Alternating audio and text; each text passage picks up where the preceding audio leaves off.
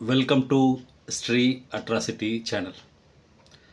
ஒரு ஆசிரியர் இன்னொரு ஆசிரியர்களை கேட்குறாரு, எதுக்காக அந்த மாணவனை பெஞ்சுக்கு மேலே நிற்க வச்சுருக்கீங்க அப்படின்னு.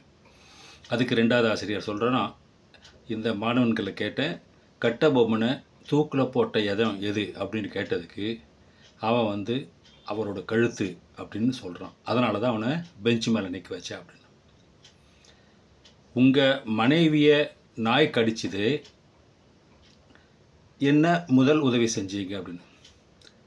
அதுக்கு அந்த மனைவியோட கணவர் சொல்கிறாரு, என் மனைவியை கடித்த நாய்க்கு முதல்ல நான் உதவி செய்யணும்னு நினச்சேன், அதனால் அதுக்கு பிரியாணி வாங்கி போட்டேன் அப்படின்னாரு.